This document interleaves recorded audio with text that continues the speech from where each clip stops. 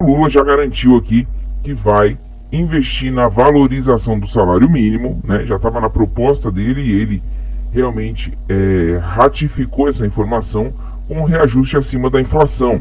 É um dos primeiros temas apresentados no plano de governo dele, implantado no primeiro mandato da medida que vigorou nos governos petistas, determina o reajuste que leva em conta a inflação do ano anterior, mais o crescimento do PIB de 2 anos anteriores. Até aqui, beleza, né? Vai ter que negociar com o Congresso a questão do teto, mas é uma coisa que realmente deve ser implantada. Essa política impacta diretamente nos gastos públicos, que já que o salário mínimo é o piso das aposentadorias e pensões, além de ser o valor pago para quem recebe benefícios assistenciais também, como o BPC. Passado isso, pessoal, na proposta de Lula está escrito assim também, ó, o candidato afirma que pretende rever pontos da reforma da Previdência, está na proposta dele, tá?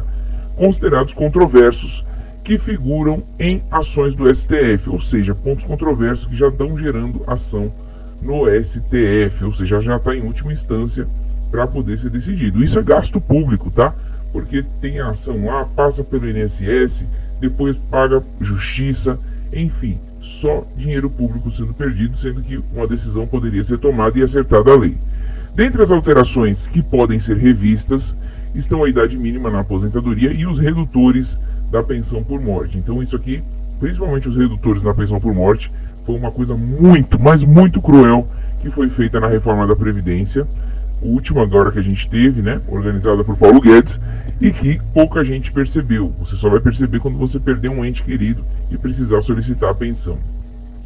Abre aspas, diz aqui, o objetivo da aposentadoria especial é reduzir esse tempo de exposição. Aqui é outro tipo de benefício que ele está querendo mexer também, que é a aposentadoria especial, né? Que a pessoa se aposenta devido aos riscos com 15, 20 ou 25 anos de trabalho. E agora com a reforma, antes de 55 anos, independentemente do tempo que ela trabalhou, ela não consegue se aposentar.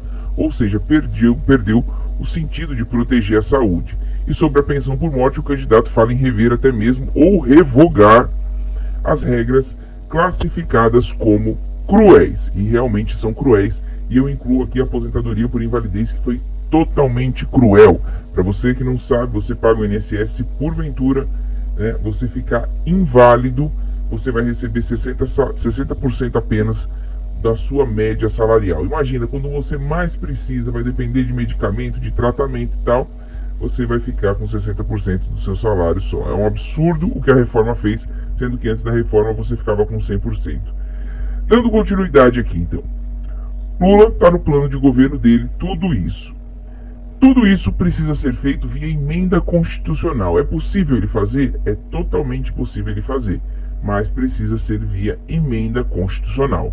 Lula, como presidente eleito, quando ele assumir efetivamente como chefe do executivo, ele tem sim a prerrogativa para propor uma emenda constitucional.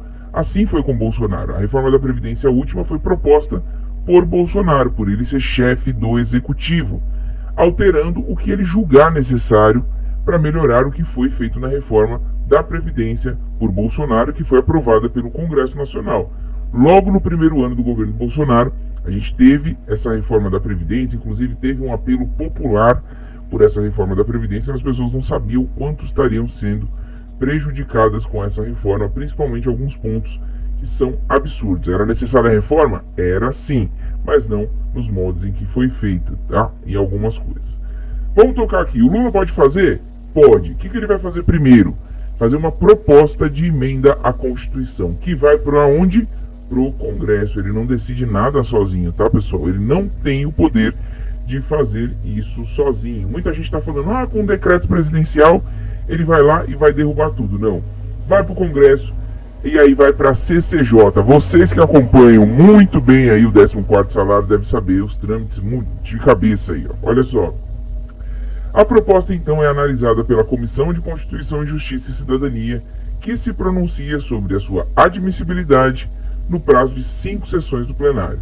Nessa fase, a CCJ analisa basicamente se a proposta fere alguma cláusula pétrea da Constituição, como direitos e garantias individuais, separação de poderes, que isso não pode ser mexido.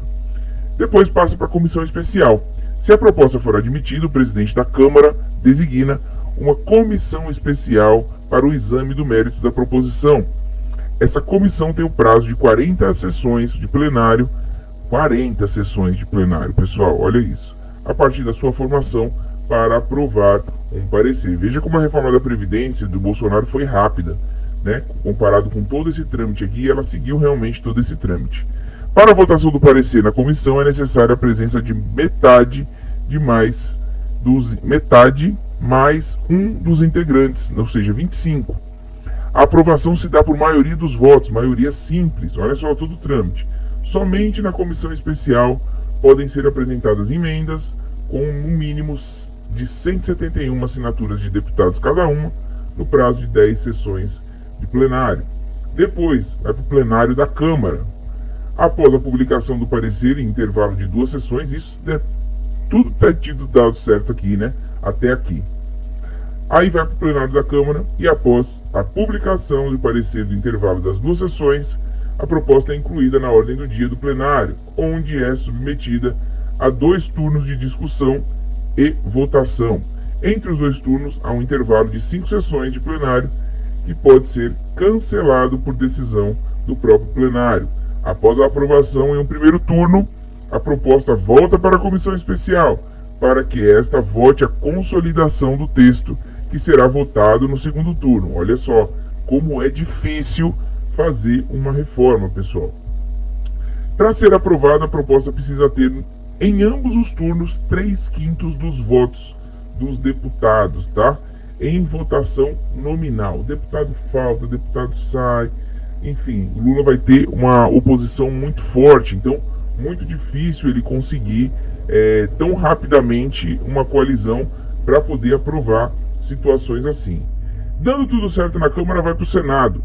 O Senado aprova, a proposta é enviada ao Senado, onde é analisada apenas pela Comissão de Constituição e Justiça e pelo plenário. Não há comissão especial.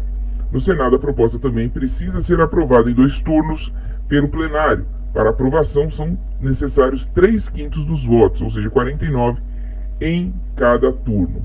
E aí, dando tudo certo até aqui, sendo aprovado, isso se não fizerem alterações e a lei volta, né? A proposta volta para a Câmara, vai para o Senado, volta para o Senado, vai para a Câmara. Se tudo der certo, tem que ter muito jogo de cintura e muito envolvimento político, vai então para a promulgação. E aí, se o Senado aprovar a proposta recebida na Câmara integralmente, o texto é promulgado em seguida pelo Congresso Nacional, tornando-se uma emenda à Constituição, e aí vai passar a valer. Então, Lula pode? Pode sim, mas ele vai ter que percorrer todo este caminho. Pode ser que a própria Câmara, através de comissões, proponha essa reforma, né, para tirar alguns pontos? Pode ser. Tudo isso vai ser negociado, mas não é fácil.